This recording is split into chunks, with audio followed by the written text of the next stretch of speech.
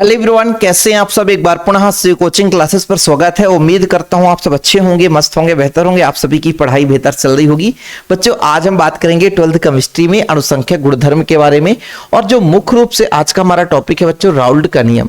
लेकिन डायरेक्ट यदि हम राउल्ट का नियम आपको समझाएं तो आपको समझ में नहीं आएगा, बस रटना पड़ेगा। क्योंकि अभी यदि आप देखो यहां पर लिखा है अवाष्पशील विलेयक विलयन का या विलायक का वाष्प दाब। अब ये वाष्प दाब ही आपको समझ में नहीं आएगा, मोल प्रभाज के समानुपाती होता है। तो इसके पहले आपको वाष्प दाब पढ़ना पड़ेगा। और यहां से एक क्वेश्चन और बनता है बच्चों, अनुसंख्यक गुणधर्म से। अनुसंख्यक गुणधर्म किसे कहते हैं? जैसे मान लीजिए विलयन में कुछ ऐसे गुणों का अध्ययन करते हैं जो कि विलेय के कणों की संख्या पर आधारित होता है। इन विलेय के कणों की संख्या के आधार पर हम उन गुणों का अध्ययन करते हैं, वो अनुसंख्यक गुणधर्म कहलाते हैं बच्चों। जैसे वाष्प दाब में अपेक्षिक अवनमन हो जाएगा, क्वथनांक में उन्नयन हो जाएगा, हिमांक में अवनमन हो जाएगा, परसरण दाब हो जाएगा। तो ये जो आपके चारों टॉपिक है, यहां से क्वेश्चन फिक्स है। यहां से अब आज ये जो चैप्टर बचा है बच्चों, इसमें 4 ही टॉपिक बचे हैं और ये 4 टॉपिक में से एक 4 नंबर का क्वेश्चन फिक्स है। तो आज हमारा वाष्प दाब में अपेक्षिक अवनमन क्लियर होगा राउल्ट के नियम से बच्चों। तो अनुसंख्यक गुणधर्म के बारे में यदि पूछा जाए तो आपको 2 नंबर में लिखना है कि विलयन के कुछ ऐसे गुण जिनका अध्ययन हम स्थिर आयतन पर विलेय के कणों की संख्या पर आधार पर करते हैं या विलेय के कणों की संख्या पर आधारित होता है, वो विलयन का अनुसंख्यक गुणधर्म कहलाता है। विलयन के कुछ ऐसे गुण जो एक स्थिर आयतन पर, फिक्स आयतन है ना, तो वो गुण विलेय के कणों की संख्या पर निर्भर करेगा बच्चों, वो आपका अनुसंख्यक गुणधर्म कहलाएगा। एग्जाम्पल के तौर पे वाष्प दाब का अपेक्षिक अवनमन, क्वथनांक में उन्नयन है बच्चों, है ना, हिमांक का अवनमन और विलयन का परसरण दाब। तो ये तो छोटा सा टॉपिक है, इसमें ज्यादा हम टाइम लॉस नहीं करेंगे। इसे आप लोग बस इतना समझो कि भाई साहब, जैसे कुछ ऐसे गुण हैं जिसका अध्ययन करने के लिए विलेय के कणों की संख्या आवश्यक होता है, यानी जिसका मान विलेय के कणों की संख्या पर निर्भर करता है, वो आपका अनुसंख्यक गुणधर्म कहलाएगा। ठीक है। इससे कई प्रकार के ऑब्जेक्टिव क्वेश्चन पूछे जाते हैं। निम्नलिखित में से कौन सा अनुसंख्यक गुणधर्म है? 3 ऑप्शन कुछ और दे देगा और एक ऑप्शन इनमें से कोई एक रहेगा। या ऐसा क्वेश्चन आएगा, निम्नलिखित में से कौन सा अनुसंख्यक गुणधर्म नहीं है? तो भाई अनुसंख्यक गुणधर्म एक ऐसा ऑप्शन रहेगा जो इसमें मैच नहीं करेगा। तो आपके सिलेबस में 4 ही अनुसंख्यक गुणधर्म है, वाष्प दाब का अपेक्षिक अवनमन, क्वथनांक का उन्नयन, हिमांक का अवनमन, विलयन का परसरण दाब। ये चारों चीजें बच्चों, अब सोचोगे आज के इस टॉपिक में चारों चीज कंप्लीट हो जाए तो ये संभव नहीं है। अभी आप इसकी परिभाषा तैयार कर लो कि विलयन के कुछ ऐसे गुण जो स्थिर आयतन पे विलेय के कणों की संख्या पर निर्भर करते हैं, वो बच्चों अनुसंख्यक गुणधर्म कहलाते हैं। जैसे आपका वाष्प दाब का अपेक्षिक अवनमन, हिमांक में अवनमन, क्वथनांक में उन्नयन और परसरण दाब। ठीक है, ये चीज आपको नोट कर लेना है। चलिए शुरू करते हैं। आज पहले समझते हैं कि वाष्प दाब क्या कहलाता है और अपेक्षिक अवनमन क्या कहलाता है बच्चों। तो इसके लिए अपन क्या करते हैं, एक डायग्राम बनाते हैं बच्चों। डायग्राम में मजा आएगा, थोड़ा सा समय आपको देना पड़ेगा। ठीक है, देखिएगा बच्चों, सबसे पहले एक मैं पात्र जनरेट करता हूं। पात्र यदि मान लीजिए यहां से बन जाए तो और अच्छी बात है, खुला पात्र नहीं बन पाएगा, मैं खुद ही बना लेता हूं। चलो बच्चों, ये पात्र बनाता हूं, थोड़ा समझिएगा। ये पात्र बन गया, ठीक है बच्चों, एक ये पात्र हो गया। इसी के जैसे सेम एक और पात्र बना लेते हैं। ठीक है, टेढ़ा तो दिख रहा है, थोड़ा टेढ़ा है लेकिन चल जाएगा, आप लोगों को समझना है बच्चों। ठीक है, अब इसमें द्रव भरा हुआ है, वो भी विलायक का। किसका बच्चों? विलायक का। विलायक भर दो। वाष्प दाब आपको समझना है थोड़ा सा, क्योंकि डायग्राम बनाकर समझाऊंगा तभी आपके मन में ये फीड रहेगा, नहीं तो अभी पढ़ाया और शाम तक में भूल जाएगा। ठीक है बच्चों, द्रव भरा है मतलब शुद्ध विलायक है। क्या है बच्चों? शुद्ध विलायक है। इसको हम ऊपर से ढक देते हैं, जैसे यहां पे बच्चों एक पात्र से हम इसको ढक देते हैं। ठीक है, और इसको खुला छोड़ देते हैं। जब ऐसा करने पर, जैसे गर्मी का ही सीजन है, कुछ समय पश्चात आप देखोगे कि इसमें जो मान लीजिए द्रव भरा हुआ है, जैसे मैं कहता हूं शुद्ध विलायक है और जल है बच्चों, इसमें मैं कह देता हूं जल है। क्या है? जल है। तो ये जो जल के आपके कण हैं वो वाष्पित होंगे बच्चों। क्या हो जाएंगे? वाष्पित होंगे। और जब वाष्पित होंगे तो वाष्प बन करके ऊपर की ओर चलेंगे। कहां चलेंगे? ऊपर की ओर जाएंगे। तो यहां से वाष्पित होकर के, जैसे मैं कहता हूं ये वाष्पित होकर के ऊपर की ओर जाएंगे। कहां जाएंगे बच्चों? ऊपर की ओर। और हो सकता है ये दीवार से टकराएंगे और टकराने के बाद क्या होता है बच्चों, या तो संघनित हो जाएंगे या तो वाष्प अवस्था में रहेंगे। बात को समझिएगा। एक पात्र लिया, पात्र में शुद्ध विलायक मैंने रख दिया बच्चों। क्या रख दिया? विलायक। विलायक में मैं जल ही ले लेता हूं। अब इसमें आप देखोगे कि जब इसको खुला छोड़ दें तो ये धीरे धीरे वाष्पित होगा और वाष्पित होकर के ऊपर जो कवर लगा हो इसे टकराएगा। टकराने के बाद फिर से ये संघनित हो जाएगा। तो कुछ कण जो है गैस बने थे वो पुनः द्रव अवस्था में आ जाएंगे और कुछ वाष्प अवस्था में ही रहेंगे। इस स्थिति में जो यहां पे बच्चों ये गैस बन चुका है, वाष्प अवस्था में है, तो ये द्रव की सतह पर दाब लगाएगा। क्या लगाएगा? दाब लगाएगा। क्या लगाएगा बच्चों? दाब लगाएगा। तो ये जो सतह पर दाब लगाएगा उसी दाब को हम बोलते हैं वाष्प दाब। क्या बोलते हैं बच्चों? वाष्प दाब, जिससे हम P से रिप्रेजेंट करते हैं। यानी द्रव के द्वारा ही बना हुआ वाष्प है और उसी वाष्प के द्वारा द्रव के सतह पर दाब लगाया जाता है। तो ये जो दाब है वो वाष्प दाब कहलाता है। देखो, निश्चित ताप पर किसी द्रव के पृष्ठ के ऊपर, है ना, बूंद के साथ, ये दूब लिखा है बच्चों, साम्यावस्था में, इसको आप काट करके बूंद कर सकते हो आप। क्यों? क्योंकि मैंने बताया ना कि जब यह वाष्पित होता है तो वाष्प अवस्था में होगा या बूंद की अवस्था में आकर के सतह पर हो जाएगा। उपस्थित वाष्प द्वारा जो लगाया गया दाब है बच्चों वो वाष्प दाब कहलाता है, वेपर प्रेशर कहलाता है। मतलब जिस विलायक को हमने ले रखा था वही वाष्पित हुआ और उसी वाष्प के द्वारा उसी द्रव पर लगाया गया दाब वाष्प दाब कहलाता है। अब आप लोगों को लगता रहा होगा कि खुले पात्र में हमने क्या रख दिया? पानी रख दिया और वायुमंडल के द्वारा लगाया गया दाब, वो तो वायुमंडलीय दाब हो जाता है ना। भाई दाब अलग अलग होता है, हम हाथ से भी दाब लगा सकते हैं, वायुमंडलीय दाब भी लगता है, लेकिन ये वाष्प के द्वारा लगाया गया दाब, और वो कौन सा वाष्प?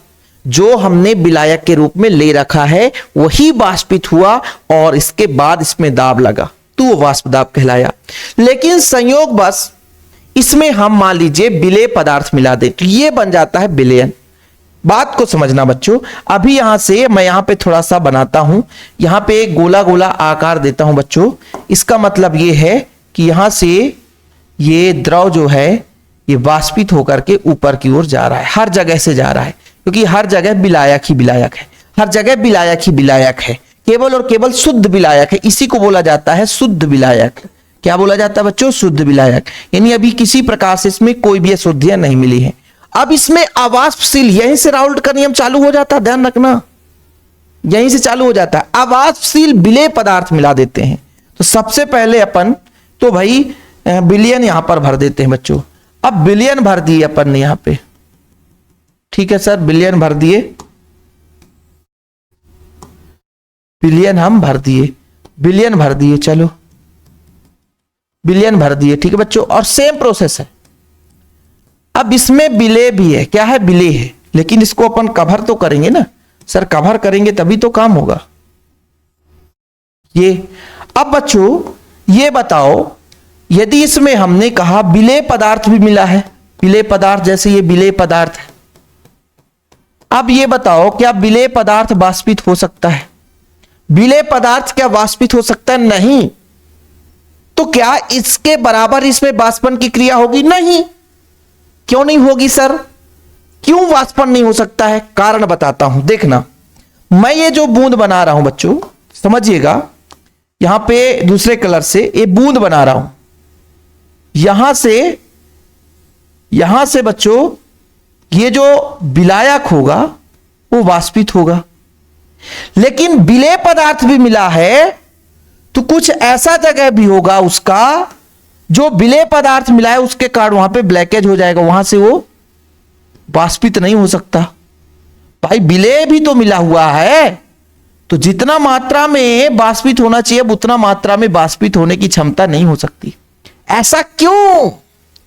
क्योंकि यहां से वाष्पित होने के लिए हर जगह केवल और केवल विलायक था तो ज्यादा मात्रा में वाष्प बन रहा था, लेकिन यहां पे हर जगह विलायक नहीं हो सकता है। कुछ जगह बच्चों जो पृष्ठ का सतह है वहां पर कुछ विलेय के भी अणु उपस्थित है, और विलेय के अणु उपस्थित होने के कारण केवल और केवल विलायक ही वाष्पित हो सकता है।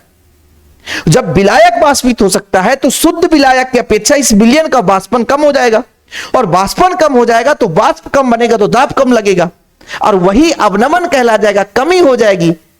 समझ में आया कुछ कि अवाष्पशील विलेय इसमें हमने मिलाया तो इसके वाष्प दाब में कमी आ जाती है। क्यों? क्योंकि विलायक केवल वाष्पित होता है, विलेय वाष्पित नहीं होता है। बोलोगे सर विलायक यहां भी है तो ये पूरा होना चाहिए ना वाष्पित। लेकिन भाई मैं कहता हूं कि 10 गेट थे, 10 गेट से आदमी को निकलना था, लेकिन 5 गेट बंद हो जाए तो क्या उतना आदमी निकल पाएगा? यहां 10 के 10 पूरे गेट खुले थे, बड़ा बड़ा सारे आदमी निकल रहे थे, लेकिन यहां पे पूरे गेट नहीं खुले हैं। 5 में विलेय अटैक कर दिया है, 5 ही बचा है। तो विलायक को निकलने के लिए कितना जगह बचा? 5 ही बचा है। तो वाष्प कम बनेगा कि नहीं? और जब वाष्प कम बनेगा तो इस पे दाब कम लगेगा, इसलिए उसमें कमी आ जाएगी, वही वाष्प दाब में अवनमन होगा। अब यदि इस चीज को यदि कोई बच्चा नहीं समझ पाया तो समझो भाई वो कभी नहीं समझ पाएगा। मैंने क्या कहा? ये आपका वाष्प है। क्या है बच्चों? वाष्प है। और इसी वाष्प के द्वारा द्रव के सतह पर क्या लगाया जाता है? दाब लगाया जाता है बच्चों। क्या लगाया जाता है? दाब लगाया जाता है। तो यदि मैं इसके दाब को यहां पे यदि वाष्प दाब बोल दूं बच्चों, तो वाष्प दाब को मैं P से रिप्रेजेंट कर दूं, तो यहां पे वाष्प दाब P है, तो यहां पर इसको मैं P0 से रिप्रेजेंट करता हूं।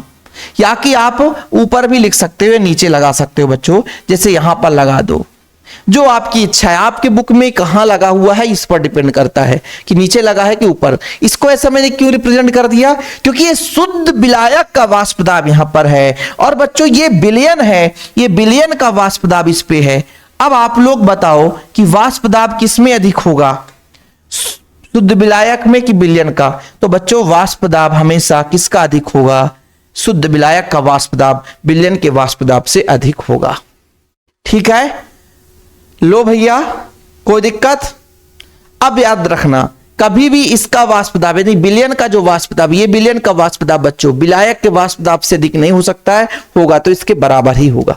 ये चीज जिसने माइंड में फीड कर ली 10 मिनट में, तो मैं गारंटेड कहता हूं कि राउल्ट का नियम किसी को कोई प्रॉब्लम नहीं होगी। अब मैं आपसे कहता हूं कि वाष्प दाब की परिभाषा दो, तो आप बोल दोगे निश्चित ताप पर किसी द्रव के ऊपर साम्यावस्था में उपस्थित वाष्प के द्वारा द्रव के सतह पर लगाया गया दाब वाष्प दाब कहलाता है। देखो ना बच्चों, साम्यावस्था में उपस्थित वाष्प द्वारा द्रव के बूंद के साथ, यहां पे आपका बूंद है ना, बूंद के साथ साम्यावस्था में उपस्थित वाष्प द्वारा जो लगाया गया दाब है बच्चों, वो आपका क्या कहलाता है? वाष्प दाब कहलाता है। मैं किनारे हो जाता हूं किसी बच्चों के यदि प्रॉब्लम हो। और अवनमन क्या हुआ कि हमने क्या मिलाया प्यारे बच्चों? हमने क्या मिलाया? तो आप सबको पता है कि विलायक में हमने मिला दी, एक हमारा तो था विलायक, क्या था? विलायक। और विलायक में हमने अवाष्पशील पदार्थ मिला दिया, जैसे C12H22O11, C12H22O11 हमने शक्कर मिला दी, विलेय पदार्थ मिला दी। तो वाष्प दाब में जो कमी आई, वाष्प दाब में जो कमी आई बच्चों, वही आपका वाष्प दाब में अवनमन कहलाता है। किसी बच्चे को कोई प्रॉब्लम हो तो बता सकता है भाई कि वाष्प दाब में आपेक्षिक अवनमन क्या हुआ बच्चों। यहां पर देख लो, वाष्प दाब में अवनमन आपको तो क्लियर हो गया ना। आपेक्षिक अवनमन राउल्ट के नियम से देखेंगे, लेकिन अवनमन की बात जहां पे आ जाती है, अभी यहां पे शुद्ध विलायक था, शुद्ध विलायक था तो ज्यादा वाष्प बना था, इसके द्वारा लगाया गया दाब का मान ज्यादा होगा। लेकिन वहीं पे जब हम विलयन की बात करते हैं तो विलयन में हमने अशुद्धि मिला दी, वो भी अवाष्पशील। तो जो आपका यहाँ पे शक्कर मिला था वो वाष्पित नहीं होता है, तो केवल और केवल कौन वाष्पित होता है? विलायक होता है बच्चों। कौन वाष्पित होता है? तो विलायक होता है। तो इस स्थिति में यहाँ पे वाष्पन की क्रिया थोड़ी सी कम होती है, तब दाब कम लगता है, और इसी कमी को वाष्प दाब का अवनमन कहते हैं। देखो परिभाषा, किसी अवाष्पशील विलेय पदार्थ के कारण विलयन के वाष्प दाब में जो कमी आती है, जो अवनमन होता है, उसे वाष्प दाब का अवनमन कहते हैं। अब नोट डाउन करना कि भाई साहब ये जो वाष्प दाब मुख्य रूप से किस पर डिपेंड करते हैं? ये विलायक पर डिपेंड करते हैं, विलायक कितना है। यदि विलायक कम है तो वाष्प दाब कम होगा, विलायक ज्यादा है तो वाष्प दाब ज्यादा होगा। तो सीधा सीधा जो किसी भी विलयन का वाष्प दाब होगा वो किसके समानुपाती होगा बच्चों? विलायक के मोल प्रभाज के समानुपाती होगा। यहां से निकल कर आता है कि भाई यहां पे जो वाष्प दाब आपने कहा पी नॉट सर, या हमने कहा ये पी जो है वो किस पर डिपेंड करता है प्यारे बच्चों, तो वो डिपेंड करता है विलायक की मात्रा कितनी है। विलायक की मात्रा का मतलब बच्चों आपका क्या, एक मिनट, विलायक का मतलब है, विलायक की मात्रा का मतलब बच्चों कि भाई साहब इसके मोलों की संख्या। ठीक है, ठीक है बच्चों, यानी यहां पर कितना ज्यादा विलायक है, जितना ज्यादा विलायक होगा बच्चों, जितना ज्यादा विलायक होगा उतना इसका वाष्प दाब निकल कर आया। और इसी चीज को मात्रात्मक रूप में संबंध दर्शाने के लिए राउल्ट साहब आए और बोल दिया भैया। अब यहां से चीजें सीखने को मिला, हाँ भाई जो वाष्प दाब है वो विलायक पर निर्भर करता है। तो उन्होंने कहा कि ये जो वाष्प दाब होगा विलायक के मोल प्रभाज के समानुपाती होगा, और यही राउल्ट का नियम है। खत्म कहानी। यदि ये चीज आपने सीख लिया तो भैया राउल्ट का नियम आप यूं चुटकी में सीखोगे कि सन 1886 में राउल्ट नामक वैज्ञानिक ने विलयन के वाष्प दाब और विलयन के सांद्रण के मध्य एक संबंध स्थापित किया बच्चों, जिनके अनुसार स्थिर ताप पर किसी अवाष्पशील विलय युक्त विलयन या विलायक का वाष्प दाब विलायक के मोल प्रभाज के समानुपाती है। किसके समानुपाती बच्चों? विलायक के मोल प्रभाज के समानुपाती। मैंने क्या कहा कि किसी विलयन में विलायक जितना अधिक होगा है ना, उसका वाष्प दाब उतना अधिक होगा। इसका मतलब जो विलयन का वाष्प दाब है वो विलायक के मोल प्रभाज के समानुपाती होगा। ठीक है बच्चों, मोल प्रभाज को एक्स से रिप्रेजेंट करते हैं। जैसे विलयन में दो घटक है बच्चों, विलयन दो घटक, दो घटकों ए व ए मतलब आपका विलायक दे देते हैं। क्या देते हैं बच्चों? विलायक। दो घटकों ए व बी, बी को हम क्या दे देते हैं बच्चों? विलेय से मिलकर बना हुआ है, से मिलकर बना है। ठीक है, किसी को कोई प्रॉब्लम? अब मैं आपसे कह दूं कि भाई साहब माना विलयन का वाष्प दाब, विलयन का वाष्प दाब, विलयन का वाष्प दाब P, विलायक का वाष्प दाब, विलायक का वाष्प दाब वो कैसा विलायक है बच्चों? शुद्ध P नॉट, व विलायक का मोल प्रभाज, विलायक का मोल प्रभाज, मोल प्रभाज किससे रिप्रेजेंट करेंगे बच्चों? XA से। ये हम माना लिख रहे हैं। क्यों माना लिख रहे हैं? क्योंकि भाई साहब हमको राउल्ट का नियम करना है, एक एक पॉइंट आपको भी लिखना है। राउल्ट का नियम इतना कठिन है जितना आप सोचोगे। अब देखो बच्चों, हमने कहा दो घटकों से मिलकर बना हुआ है, तो राउल्ट साहब ने क्या बताया? हमने इसके पहले बताया कि विलायक जितना अधिक होगा उसका वाष्प उतना अधिक बनेगा, और जब वाष्प अधिक बनेगा उसके द्वारा लगाया गया दाब अधिक होगा। यानी वाष्प दाब का जो मान है वो विलायक पर निर्भर किया, मतलब विलायक के मोल प्रभाज पर निर्भर करता है। ठीक है प्यारे बच्चों, समझ में आया? तब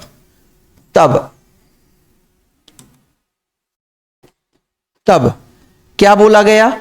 या चाहे आप विलयन का वाष्प दाब कहो, क्या कहो बच्चों? विलयन का वाष्प दाब, थोड़ा समझिएगा, विलयन का वाष्प दाब कहो, ये हमेशा विलायक पर ही डिपेंड करेगा, चाहे विलायक का वाष्प दाब कहो, है ना। क्योंकि भाई साहब आप सबको पता है कि विलायक के ही कारण विलयन का वाष्प दाब बन रहा है। यह समानुपाती होगा किसके बच्चों? विलायक के मोल प्रभाज के। किसके समानुपाती होगा बच्चों? विलायक के मोल प्रभाज। किसके बच्चों? विलायक के मोल प्रभाज। अब इसका मतलब है जो P है बच्चों, चाहे P नॉट करो, ये समानुपाती होगा XA की। और जब समानुपाती हटाते हैं बच्चों तो क्या लग जाता है? K1 नियतांक लग जाता है। क्या लग जाता है? K1 नियतांक लग जाता है। क्या यहां पे P नॉट है बच्चों, ठीक है। यहां ले लो, शुद्ध विलायक की हम बात कर रहे थे इसलिए। या आप ऐसा भी कर लो, यदि आप लोगों को ऐसा लगता है कि मान लीजिए हम पी ए की बात कर लें, विलायक का हम पी नॉट ना करके बच्चों यहां पर पी ए कर लेते हैं। आपको शुद्ध विलायक ना लेकर केवल अभी विलायक लिखे हैं, इसलिए बच्चों यहां पर अपन क्या कर लेते हैं, यहां पे थोड़ा सा देखिएगा, हाँ 1 मिनट, यहां पर बच्चों अपन पी ए कर लेते हैं, ये विलेय है, स्क्रीनशॉट लेने में दिक्कत होगी तो यहां पर थोड़ा सा क्लीन कर लेते हैं। ठीक, यहां पर बच्चों ये P ही रहेगा, इसको हम PA कर लेते हैं और समानुपाती होगा XA। अब बच्चों PA बराबर K इंटू XA, ये चीज आप लिख लो सबसे बढ़िया, क्योंकि शुद्ध विलायक के लिए हम बात करेंगे, शुद्ध विलायक के लिए मोल प्रभाज 1 हो जाता है ना। शुद्ध विलायक यदि हमारे पास है, केवल और केवल शुद्ध विलायक है, तो वहां पे बच्चों मोल प्रभाज 1 हो जाता है। थोड़ा सा मोटा पेन है इसलिए थोड़ा सा है ना, अब इसको पतले पेन से लिखते हैं बच्चों और व्हाइट से। चलिए थोड़ा सा नेक्स्ट पेज लेते हैं, यहां पर आप समझना, यदि शुद्ध विलायक है बच्चों, कैसा है, शुद्ध विलायक है, ठीक,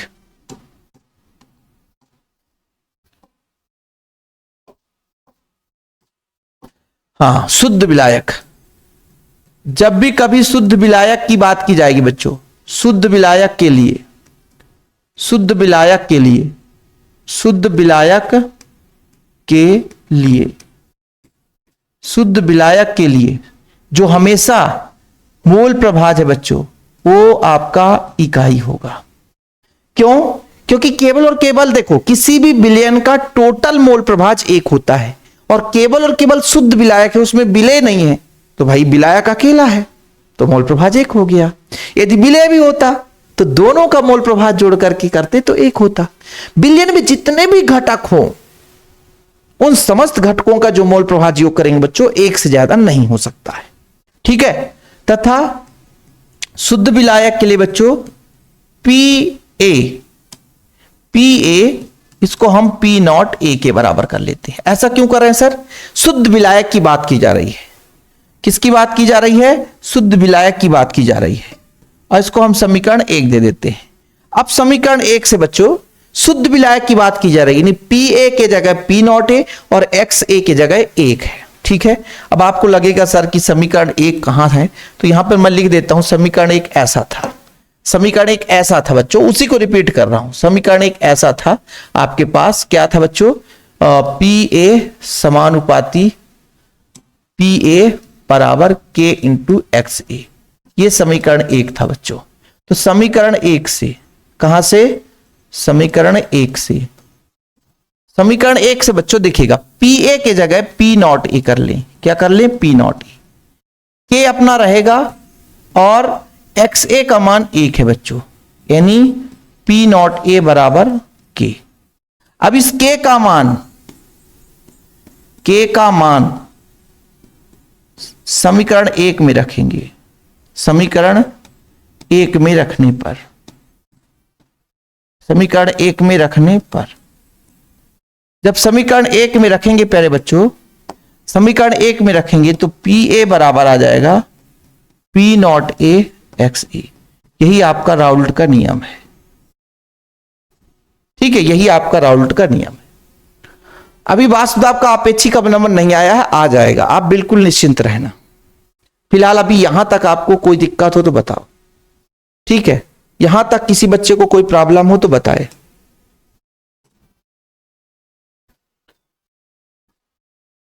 ठीक है, ये लो। अब बच्चों यदि द्विअंगी विलयन होता, मतलब आपका शुद्ध विलायक के लिए निकल कर आया। अब आप सबको पता है कि विलयन एक घटक से मिलकर बन ही नहीं सकता है, विलयन में 2 घटक होंगे, यानी विलयन में आपका बच्चों एक तो आपका विलायक है और दूसरा आपका विलेय भी होगा, दूसरा आपका क्या होगा? विलेय होगा बच्चों।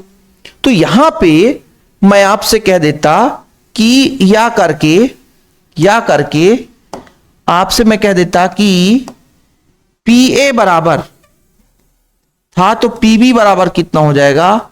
P not B into XB। ठीक है, ये चीज आपको पता होना चाहिए कि जिस तरीके से आपका PA निकल कर आया उसी तरीके से P नॉट B भी निकल कर आ जाएगा, क्योंकि भाई वहां पे विलय हो जाएगा बच्चों, बस डिपेंड यही करेगा। ये आपका थोड़ा सा नियम, भाई राउल्ड का नियम आ गया, 2 नंबर 3 नंबर में पूछता तो इतना ही अपन कर देते, काम खत्म हो जाता। ठीक है, इतने में काम खत्म हो जाता। लेकिन प्यारे बच्चों, इतने में काम खत्म नहीं होगा। क्यों? क्योंकि हमको पता है कि जब भी हम राउल्ड का नियम निकालते हैं तो वाष्प दाब के आपेक्षिक अवनमन तक निकालेंगे। तो यहां पर आपको थोड़ा सा लिखना है। क्या लिखना है सर? द्विअंगी विलयनों के लिए क्या लिखना है बच्चों? द्विअंगी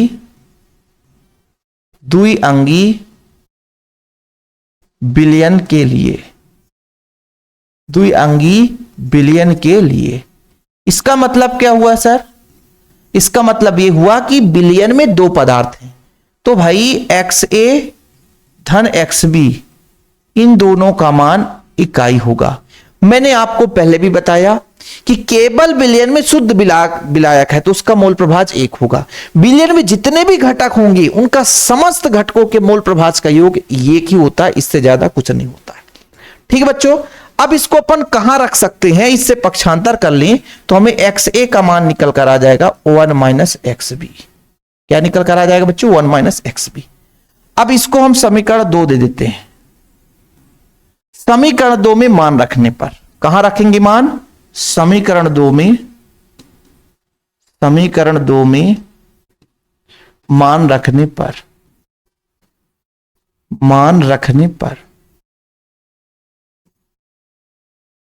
समीकरण 2 में मान जब रखेंगे प्यारे बच्चों तो कितना हो जाएगा देखिएगा। PA है सर तो PA रहने दीजिए, P0A है सर, P0A रहने दीजिए। XA का मान कितना आया है? 1 - XB, 1 - XB।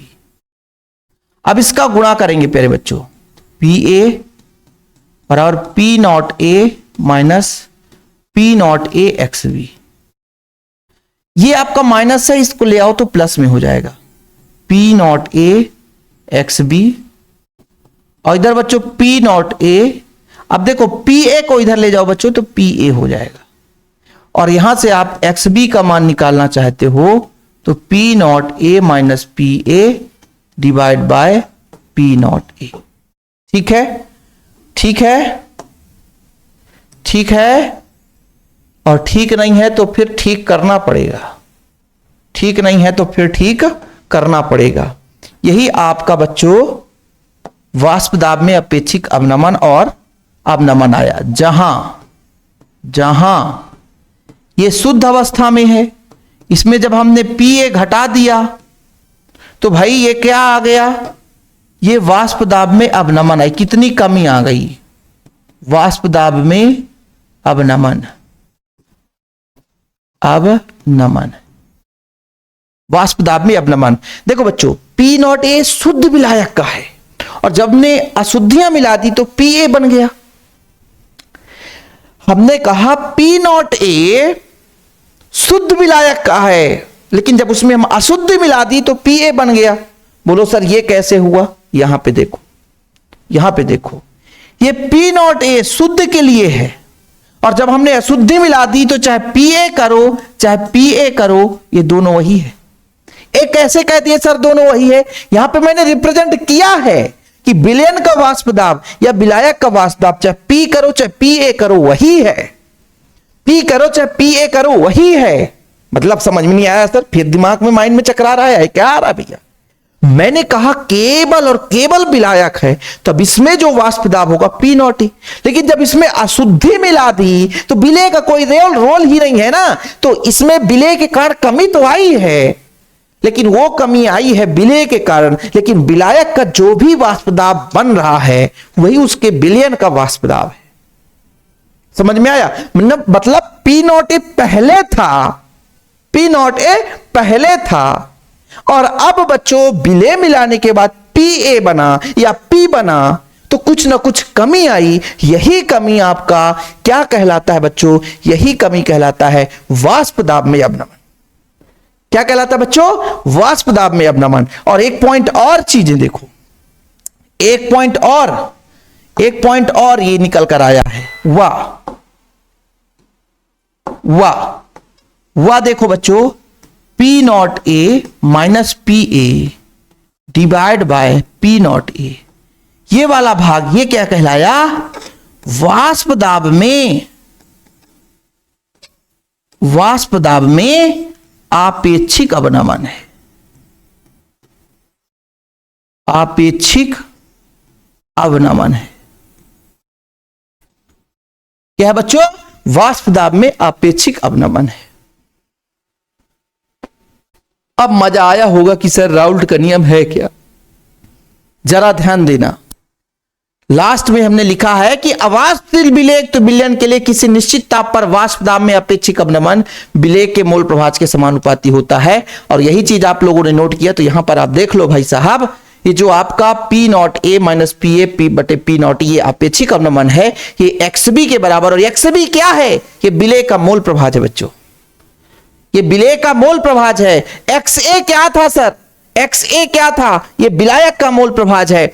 एक्स बी क्या है सर, ये विलेय का मोल प्रभाज है। तो भाई साहब ऊपर वाला जो भाग है ये वाष्प दाब में अवनमन है, लेकिन जब सम्मिलित रूप है इसके अपेक्षा कितना कमी आया है, इसलिए उसे आपेक्षिक अवनमन कह दिए। अपेक्षा की बात की जा रही है कि पी नॉट ए के अपेक्षा P not a minus P A कितना है, वो उसका आपेक्षिक अवनमन कहला जाता है।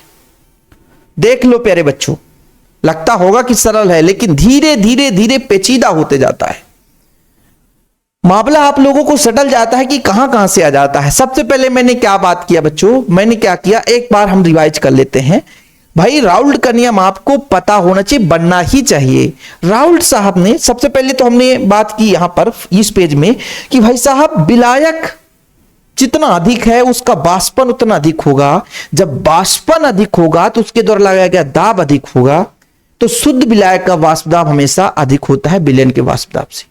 लेकिन जैसे ही उसने अशुद्धियां मिला दी तो वाष्प दाब में कमी आती है। वाष्प दाब में क्यों कमी आती है, वाष्प दाब में क्यों कमी आएगी बच्चों, क्योंकि हमने विलेय पदार्थ मिलाया है, तो जितना वाष्पित होना चाहिए उतना वाष्पित नहीं हो रहा है। तो अब इस स्थिति में जो भी विलयन का वाष्प दाब होगा वो विलायक के ही वाष्प दाब के बराबर होगा, लेकिन शुद्ध विलायक की अपेक्षा कम होगा। शुद्ध विलायक में केवल पूरा का पूरा विलयन था, फटाफट वाष्पित हो रहा था, जितना ज्यादा वाष्पित हो रहा था, और ज्यादा वाष्पित हो गया, लगाया गया दाब उतना अधिक हो गया बच्चों। और जैसे विलय मिलाया तो मैंने कहा ना, यहां पे देखो, यहां पे केवल सिंगल बूंद है विलायक के लिए जाने, सतह ज्यादा जगह है, भागे चलो 10 गेट है, हम 10 गेट से निकल जाएंगे, लेकिन 5 गेट को बंद कर लिया विलय ने, तो 5 गेट से अब विलायक जाएगा, तो वाष्प दाब में कमी आएगी कि नहीं, क्योंकि वाष्पन की क्रिया ही कम हो गई है, तो कमी आ गई। मतलब मुख्य रूप से डिपेंड किया कि भाई विलयन का जो वाष्प दाब है, जो इस विलयन का वाष्प दाब होगा वो विलायक पर ही निर्भर करेगा। इसलिए तो विलयन का वाष्प दाब कहें या विलायक का वाष्प दाब कहें, कहना गलत है। हम शुद्ध की बात नहीं कर रहे हैं, शुद्ध का अलग है भाई, हम विलयन या विलायक की बात कर रहे हैं। तो चाहे विलयन कह दो चाहे विलायक कर दो, क्योंकि वहां पे विलायक के कारण ही विलयन का मान है। विलय से तो कोई लेन देन नहीं, कम हो गया है तो विलयन का वाष्प दाब है या विलायक का वाष्प दाब है, और ये शुद्ध विलायक का वाष्प दाब है। तो जब हमने कहा कि विलयन का वास्तव है विलायक का वाष्प दाब, उस पे विलायक के ही मोल प्रभाज के समानुपाती होता है। यही चीज तो हमने कह दिया, यही तो राउल्ट का नियम है कि भाई P जो है या PA XA के समानुपाती। समानुपाती हटाया तो K एक नियतांक लग गया बच्चों, K एक नियतांक लग गया, इसको समीकरण एक दे दिया। लेकिन शुद्ध विलायक के लिए केवल और केवल जब विलायक है उसमें तो इसका मोल प्रभाज एक होगा। ठीक है बच्चों, इसका मान यहां पर रख देंगे तो K का मान निकल कर आएगा P नॉट A, आ गया K का मान, फिर K का मान समीकरण एक में रख देंगे। समझ में आया? अब बोलोगे सर ये क्यों ले लिया आपने ये वाला, क्योंकि जब विलयन में विलायक है तो PA है, लेकिन शुद्ध विलायक है तो PA के जगह P नॉट A रखेंगे। हम शुद्ध विलायक के लिए बात कर रहे हैं, तो शुद्ध विलायक के लिए PA के जगह P नॉट A, XA के जगह 1 रखेंगे तो K का मान निकल कर आएगा। K का मान समीकरण एक में रख दो, ये निकल कर आ गया। द्विअंगी विलयन के लिए जितने भी घटक हो उनका मोल प्रभाज 1 होता है। हमने XA का मान यहां से निकाला और XA का मान उठा करके बच्चों समीकरण 1 में रख दिया, तो XB का मान निकल कर आया, और इससे वाष्प दाब में आपेक्षिक अवनमन निकल कर आ गया। इससे निकल कर आया कि वाष्प दाब में आपेक्षिक अवनमन जो है विलय के मोल प्रभाज के बराबर होता है। XB का मतलब है विलय का मोल प्रभाज, XB का मतलब है बच्चों विलय का मोल प्रभाज। और इस तरीके से राउल्ट का नियम आप लोगों ने सीख लिया, और इसी आधार पर हम राउल्ट के नियम से विलेय पदार्थ के आणविक द्रव्यमान की गणना के लिए फार्मूला अगले लेक्चर पे करेंगे। लेकिन हां भाई साहब, प्यार सपोर्ट बना रहे, वीडियो को अधिक तक लोगों तक शेयर करें और इसका नोट्स लेने के लिए कॉन्टैक्ट नंबर मैंने हमेशा अपना पर्सनल नंबर दिया है। जिन बच्चों ने नोट्स नहीं लिया है नोट्स जरूर ले लें, ठीक है। 96 85 29 91 49 9685299149 96 85 29 91 49। ओके बच्चों, जय हिंद, वंदे मातरम।